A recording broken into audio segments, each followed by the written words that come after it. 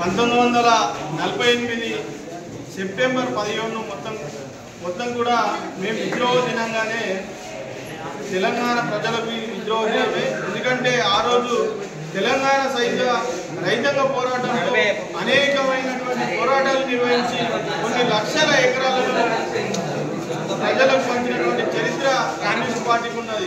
కానీ operation polo పేరుతోని మొత్తం కూడా పటేల్ సైన్యాలు తెలంగాణ రాష్ట్రంలో ఉన్నటువంటి తెలంగాణ సాయుధ పోరాటానికి నాయకత్వం వహించినటువంటి ఆ కమ్యూనిస్టు నాయకులను ఊచకోత పోసి ఎక్కడికక్కడ వాళ్ళని చంపేయడం జరిగింది.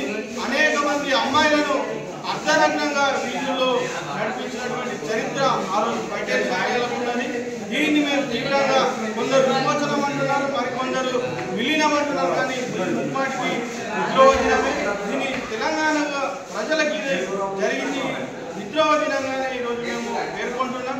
ముఖ్యంగా తెలంగాణ సాయుధ పోరాట స్ఫూర్తితోని నేడు విద్యారంగంలో కేంద్ర ప్రభుత్వాలు అవలంబిస్తున్న విద్యా వ్యతిరేక విధానాలకు వ్యతిరేకంగా పోరాడాలి.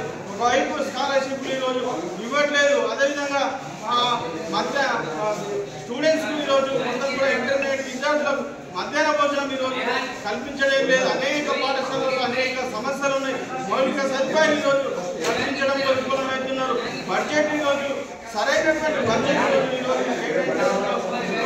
కాకుండా వెంటనే విద్యారంగ సమస్యల పరిష్కారం కోసం కూడా తెలంగాణ సాయుధ పోరాట స్ఫూర్తితో విద్యార్థులందరూ కూడా పోరాడాలని సందర్భంగా మేము PDS గా మేము పిలుపునిస్తున్నాం.